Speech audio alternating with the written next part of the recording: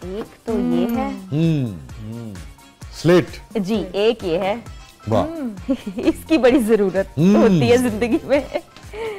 और ये आपने बतौर सियासतदान की वाइफ के या एंकर के या बीवी के किस हैसियत से आपने ये मैं आपको बताऊंगी, इसके अच्छा। पीछे पूरा वाकया है। और ये, अरे वाह, तो इनके बारे में मैं हाँ। आपको बताती हूँ। 650 हो गया भाजी। तो इससे मेमोरी मुझे ये याद आई कि हम फुप्पो अपनी के पास गए थे, दरअसल वालिद साहब के पास। तो मेरी तीनों फुप्पियाँ उस्ताद हैं। अच्छा माशाल्लाह। तो वो गांव का एक स्कूल था, गांव था कोट सरवर, तो वहाँ पढ़ाने जाया करती थी। तो वो मुझे साथ ले गई और जैसे बच्चे ज़मीन पे बैठ के पढ़ते हैं, कोई वो नहीं था प्रोटोकॉल के ये उस्ताद की भतीजी हैं तो इनको कोई प्रोटोकॉल मिलेगा। वहाँ बैठ गए तो मुझे असल में एक ही तो कुर्सी होती है उस्ताद की, बाकी दरी होती है। बाकी दरी तो होती है, बिल्कुल वही माहौल था। तो उन्होंने मुझे कहा कि आप ना अजमत को जुमले में इस्तेमाल करें, लफ्ज़ अजमत को जुमले में इस्तेमाल करें। तो मैंने जुमला बना दिया। तो वापस आए घर तो मेरी पुप्पो हंस रही हैं और कह रही हैं आपको पता है कि, बाकी पुप्पियों को बता रही हैं कि आपको पता है कि फरा ने क्या किया था। तो उन्होंने कहा कि जुमले का, बेटा आपने क्या जुमला बनाया था? मैंने कहा कि मैंने जुमला बनाया था मेरी खाला का नाम अजमत है। तो वो सब फिर हंसने लगे। तो मैंने कहा इसमें गलत क्या है, जुमला तो ठीक बनाया। तो वो मेरे ज़हन में खाला का नाम मैं था। समझ गया, तो उसके माने नहीं थे। वो माने नहीं थे। तो इससे मुझे वो मेमोरी याद आ गई कि ये था। और ये जो है ना वसी साहब, मैं कोई शरारती बच्चा नहीं हूँ, आप भी जानते ही हैं। और ये कुछ और ही बोलेंगे। शरारती बच्चे की एहलियत तो है ना।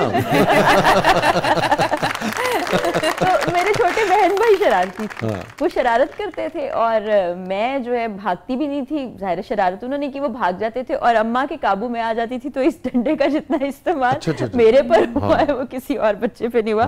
और अब मैं अम्मी को कहती, मैं कहती अम्मी आपने मुझ मासूम पे बड़ा जुल्म किया था। पंजाबी का एक मुहावरा बहुत अच्छा है, डंडा पीर बिगड़िया बिगड़िया। तो इसीलिए मैं शायद बिगड़ी नहीं जिंदगी में कि डंडे का बड़ा इस्तेमाल हुआ। और ये जो है ना, इससे भी मुझे एक मेमोरी याद आ गई जी। पहला मैसेज इकरार साहब देते हैं। उन्होंने लिखा सी मेरा ना इकरार है तो मैं आदी हाँ करार दी। ये ना नाम को लेकर काफी मैं ये कह रही थी कि मेरे पास तो आज भी एहसास हुआ कि वाकई इकरार का नाम ही इकरार है। वैसे वो कहते हैं नाम का असर होता ही है जात पर। तो ऐसे महसूस बहुत शदीद असर हो गया फरा।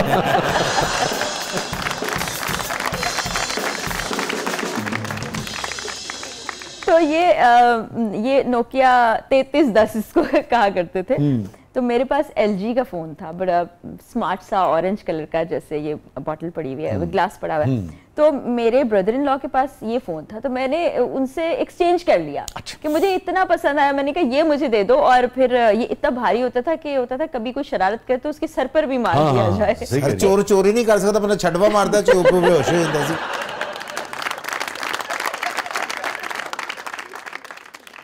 आपने न्यूज़ एंकरिंग भी की ना, कोई ऐसी खबर, ऐसा वाकया, ऐसी चीज़ जो नक्श हो गई हो, निकलती ना आपके जहन से और उसको पढ़ना, डिलीवर करना आपके लिए मुश्किल हो गया हो? सियालकोट का वाकया जिसमें 2 भाई थे, रमज़ान का वो वाकया है। तो मैं और इकरार साथ में खबरें पढ़ रहे थे। हाँ, मॉब लिंचिंग का जो 2 बच्चे थे ना। जी 2 बच्चे थे। अब मुझे उनके बच्चों के नाम याद नहीं, लेकिन वो हमारे पास तो रॉ फुटेज आती है और वो सारा वो मॉनिटर पे चल रही थी। और मैंने सिर्फ एक जुमला बोला होगा, उसके बाद मुझे नहीं याद, मैं कुछ नहीं बोल पाई, मैं बिल्कुल ब्लैंक हो गई थी।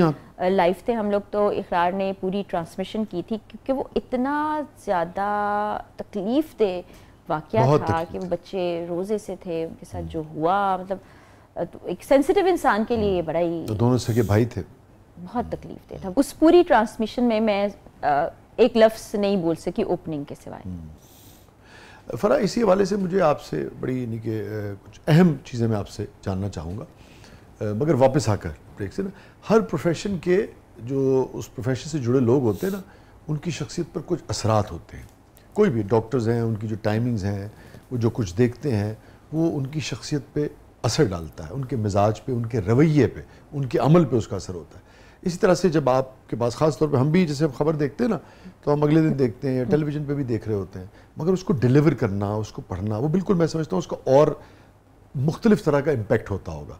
तो मैं वो ज़रूर जानना चाहूँगा कि आपकी नफ्सियात के ऊपर उस पूरे अरसे ने, जब आप न्यूज़ एंकरिंग करती थी और फौरी खबर आती थी ठक करके पहली मरतबा इमेज आया, उसके कितने असरात पड़ते हैं शख्सियत पे, तो इस पर हम बात करेंगे। नाज़रीन स्टे विद अस, कहीं नहीं जाइएगा। छोटे से वक्फे के बाद वापस आते हैं। हमारे मौजूद है फराह इकरार साहबा। प्रोग्राम के अगले मरले में आपके लिए बहुत कुछ है। आप देख रहे हैं ज़बरदस्त।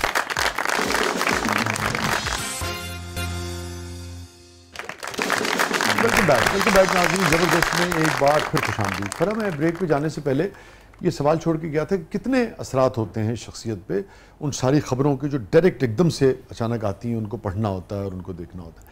ये मैं इसलिए पूछ रहा हूँ, जैसे मुझे याद है मैं समा से उस ज़माने में एक प्रोग्राम करता था जो बॉम्ब ब्लास्ट विक्टिम्स के ऊपर होता था, और वो उस वक्त नहीं होता था। उसकी ख़ास बात ये थी कि हम 6-8 महीने के बाद जाते थे, जब लोगों का मीडिया की तवज्जो हट जाती थी, तब उस घर में क्या हालत होती थी। तो आप यकीन करें कि जब मैं वो प्रोग्राम शूट करके आता था तो तकरीबन एक हफ़्ते तक मैं, कम से कम एक हफ़्ते तक मैं शदीद डिप्रेस रहता था। उस घर की तन्हाई, उस घर के ऊपर जो बीतती है, चूँकि इब्तिदा में मीडिया जा रहा है, आ रहा है, लोग आ रहे हैं, बहुत सारे वादे हो रहे हैं, उसके बाद सब दुनिया अपने कामों में लग जाती थी, सिर्फ वो फैमिली झेलती थी और वो होता था। एक हफ्ते तक मेरे लिए वो मुश्किल होता था उसको वो करना। और फिर खबर भी जब हम पढ़ते हैं तो उसके भी असरात होते हैं, जब हम रूटीन में पढ़ रहे होते हैं। मगर आप जब डायरेक्ट खबर आई उसी वक्त और आप ऑन एयर हैं और उसका इम्पैक्ट है, कितना शख्सियत पर असर डालता है? बहुत ज़्यादा। ये 2008, 9, 10 का वक्त वही था जब बहुत ज़्यादा ब्लास्ट हो रहे थे। तो स्टूडियो में एंटर होते ही वो कहते थे फ़ौरन आप माइक लगा लें, बैठ जाइए। शिफ्ट हमारी शफल होती थी, तो खबर क्या होती थी कि फ़लाँ जुमे का रोज़ है, फ़लाँ जगह धमाका हो गया। और वो यकीन जाने उस वक्त तो हम, क्योंकि सर्कमस्टांसेस पूरे डिफरेंट होते हैं ना, आप एक माहौल में बैठे हैं, आपने खबर डिलीवर करनी ही करनी है और आप ब्रेकिंग देते जा रहे हैं और अब बोलते चले जा रहे हैं। लेकिन रात में जब घर पहुंचते थे तो वो सोच के विजुअल्स आपके दिमाग में आते थे, छोटे छोटे बच्चे उसमें होते थे, मस्जिद के अंदर ये हो रहा है धमाका। बहुत ज़्यादा, और हसास इंसान के लिए ना बड़ा मुश्किल, बहुत मुश्किल होता है। कुछ लोग उसको बिल्कुल खबर की तरह पढ़ते हैं, मतलब पढ़ लिया और उसके बाद असर नहीं होता। तो जो ऐसे लोग होते हैं हमारे जैसे, उनके लिए बड़ा ही वो चैलेंज भरा होता है। तो फिर इसीलिए मैंने बहुत ज़्यादा साल न्यूज़ एंकरिंग नहीं की, फिर प्रोग्राम की तरफ आ गई और वो सोशल इशूज़ पर बेस्ड करता था। हम लोगों ने जो 2000 के बाद, उनकी उम्रें जो भी थी, मगर अगर वो न्यूज़ से वाबस्ता थे और फिर उसके अलावा आम आदमी भी देखता तो सब कुछ ही था, झेल रहा था। मैं समझता हूँ उसकी नफ्सियात पे बहुत ही शदीद गहरे असरात पड़े। वो अपनी पिछली नस्ल से और अगली नस्ल से बहुत ही मुख्तलिफ लोग हैं जिन्होंने वो 10, 12, 15 साल जिए हैं पाकिस्तान। वो एक शेर है ना, ये जो हम लोग हैं एहसास में जलते हुए लोग, हम ज़मी ज़ाद ना होते तो सितारे होते। तो ये इसी जनरेशन के लिए है। बिल्कुल सही। क्योंकि आप देखिए, मुझे याद है अभी मैं जो बात कर रहा था आपसे, उसमें से बहुत सारी चीज़ें मुझे आज भी याद है ना, बहुत सारे लोग याद हैं, बहुत सारे। उसमें से ख़ास तौर पे एक, इसलिए उसके असरात देखें कितने पड़ते हैं।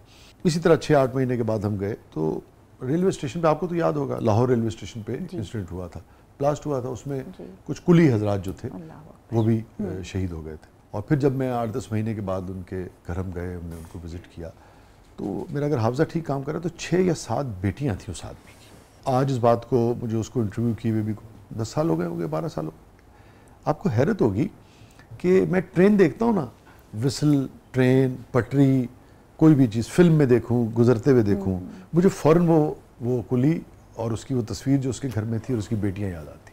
क्योंकि आपके दिमाग ने उसको मेमोरी के तौर पर, ट्रॉमा के तौर पर महफूज कर लिया। तो ये हसास लोगों का ये अलमिया है।